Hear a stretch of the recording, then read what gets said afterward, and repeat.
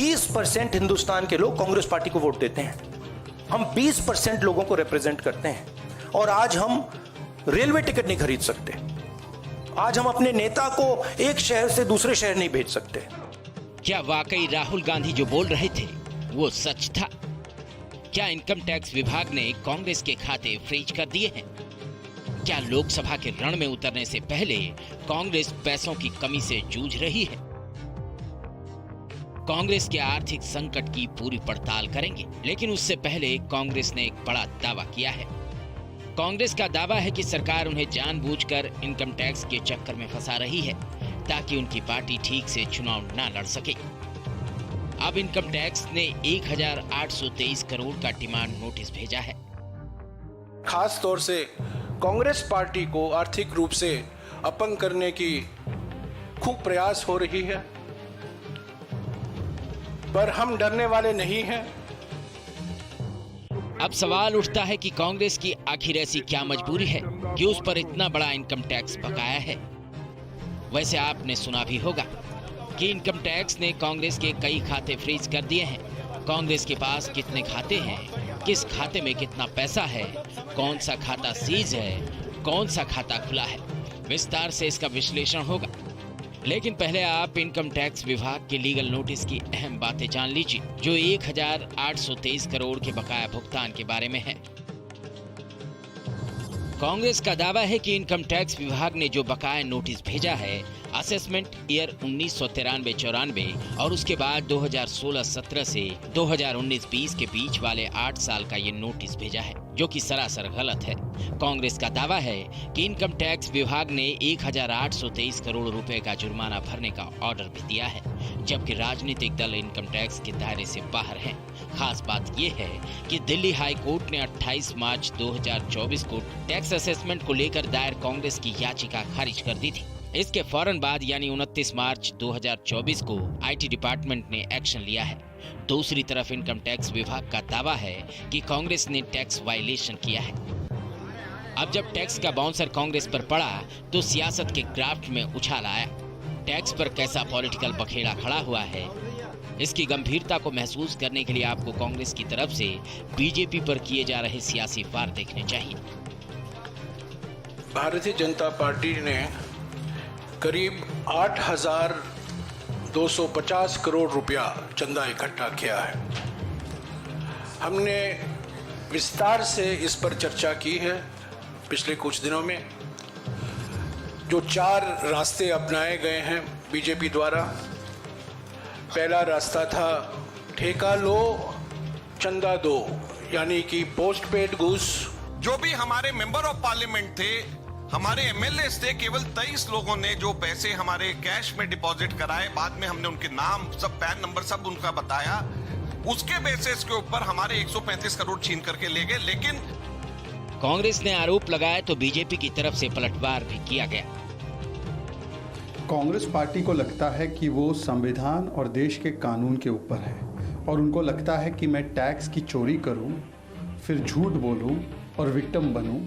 इस प्रकार की प्रक्रिया अपनाकर जो आम आदमी को तो टैक्स भरना पड़ता है, पर कांग्रेस पार्टी अपने आप को स्पेशल वीवीआईपी कैटेगरी में रखती है। तो टैक्स की चोरी करने के बाद जब पकड़ी गई चोरी, तब उनको टैक्स नहीं भरना है। आपको बता दें कि इससे पहले भी सरकारी एजेंसियों के दुरुपयोग के आरोप केंद्र सरकार पर लगते रहे हैं।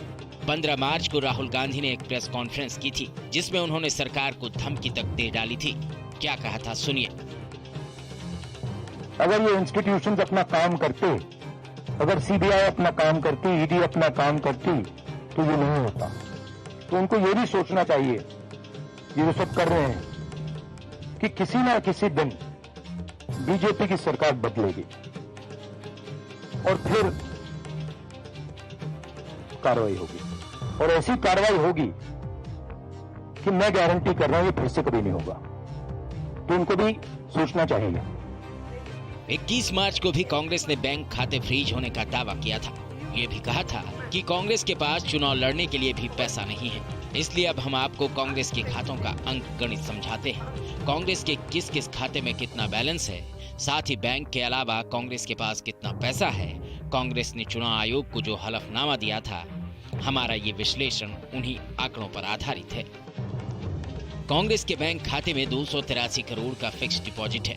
इसके अलावा 95 करोड़ रुपए और जमा थे, जबकि 11 करोड़ रुपए की नगद रकम भी है। कांग्रेस के पास इसके अलावा भी काफी संपत्ति है, इसके बारे में भी जान लीजिए। साल 2022-23 में कांग्रेस की कुल संपत्ति 824 करोड़ रुपए थी, जिसमें 268.2 करोड़ रुपए दान से मिले थे, 171 करोड़ रुपए चुनावी बॉन्ड से और 97.18 करोड़ रुपए का दान अलग से मिला था। रिप्रेजेंटेशन पीपुल्स एक्ट के नियम 29C के तहत राजनीतिक दलों को अपने चंदे का ब्यौरा चुनाव आयोग को देना होता है। ऐसा न करने पर वो राजनीतिक दलों को इनकम टैक्स से मिलने वाली टैक्स छूट का दावा नहीं कर सकते। कांग्रेस का दावा है कि पार्टी की बैलेंस शीट और अकाउंट डिटेल चुनाव आयोग के पास है। अब आप जानिए कि इनकम टैक्स विभाग के एक्शन पर कांग्रेस के क्या दावे हैं और सरकारी पक्ष आखिर क्या है।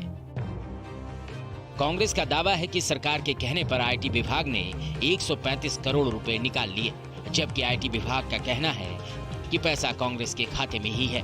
कांग्रेस का दावा है कि 14 लाख रुपए के टैक्स उल्लंघन का आरोप है, जबकि इनकम टैक्स विभाग ने करोड़ों रुपए के अकाउंट ब्लॉक कर दिए हैं। इनकम टैक्स विभाग का कहना है कि कांग्रेस के अकाउंट फ्रीज नहीं है। जुर्माने वाली रकम से ज्यादा पार्टी के खाते में जो भी पड़ा है वो उसे निकलवा सकती है। अब हम आपको बताते हैं कि अब तक इस मामले में क्या हुआ है। मार्च 2023 में CITA यानी कमिश्नर इनकम टैक्स अपील ने कांग्रेस की अपील खारिज कर दी थी। 8 मार्च 2024 को ITI ने भी कांग्रेस की अपील खारिज कर दी।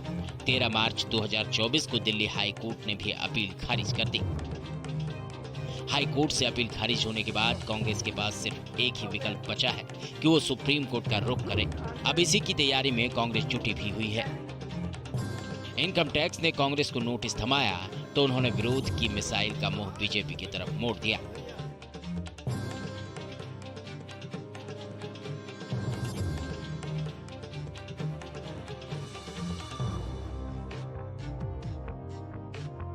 % हिंदुस्तान के लोग कांग्रेस पार्टी को वोट देते हैं। हम 20% लोगों को रिप्रेजेंट करते हैं और आज हम रेलवे टिकट नहीं खरीद सकते।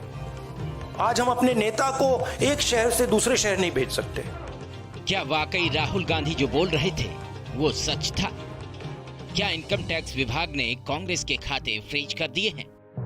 क्या लोकसभा के रण में उतरने से पहले कांग्रेस पैसों की कमी से जूझ रही है? कांग्रेस के आर्थिक संकट की पूरी पड़ताल करेंगे, लेकिन उससे पहले कांग्रेस ने एक बड़ा दावा किया है।